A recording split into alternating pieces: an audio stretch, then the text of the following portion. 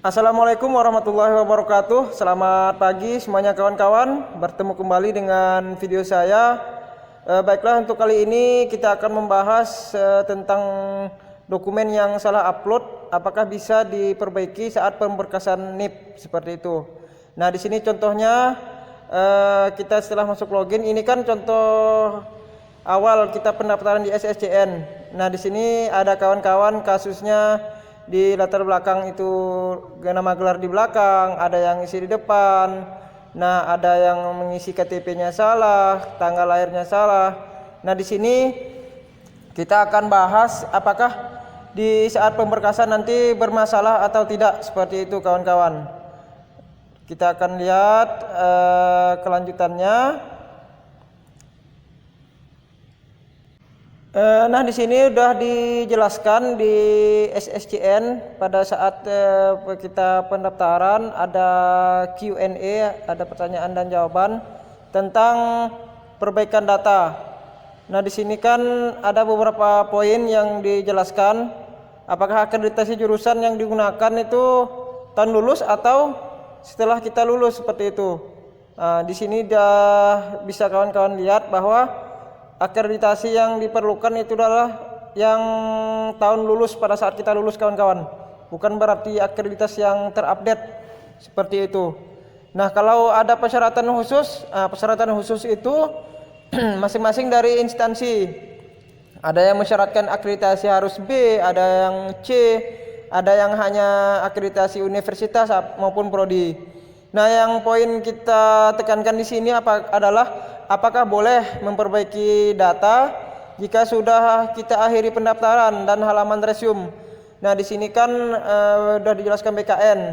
Kalau kita sudah mengisi atau mengakhiri pendaftaran, itu data tidak bisa dirubah lagi. Baik dia salah input KK, mau salah input ijazah, nomor ijazah dan sebagainya. Tetapi penjelasan BKN ini bahwa data-data yang salah tadi itu bisa diperbaiki. Nah, di sini kawan-kawan dapat diperlakukan perbaikan saat pemberkasan usulan penetapan NIP, seperti itu. Jadi data tadi tidak bermasalah pada saat kita telah lulus SKD maupun SKB.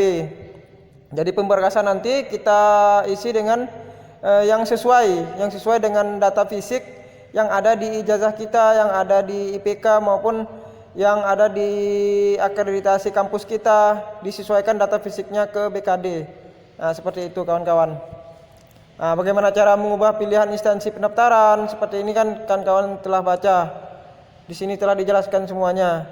Jadi yang beberapa ini banyak kawan-kawan menanyakan apakah di nama KTP itu berbeda dengan ijazah, apakah bermasalah atau tidak.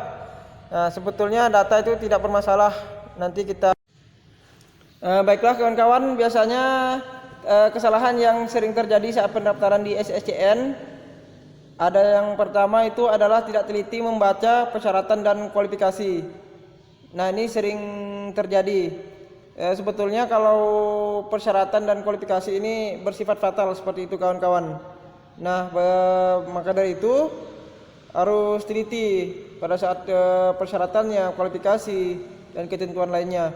Terus salah memasukkan data. Kalau yang untuk salah memasukkan data seperti KTP, nomor ijazah dan sebagainya yang sering ditemui itu, seperti yang telah kita bahas tadi, bahwa itu bisa dilakukan perbaikan pada saat pemberkasan NIP, seperti itu.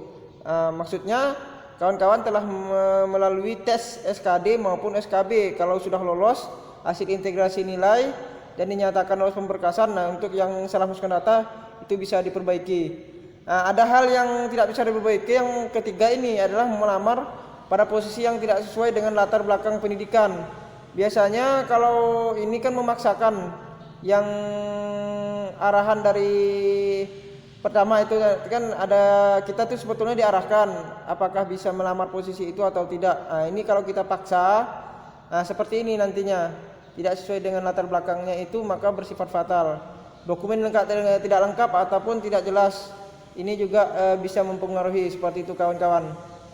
Demikian video saya, jangan lupa like dan subscribe. Nantikan video saya tentang update CPNS. Salam jumpa dan semoga sukses.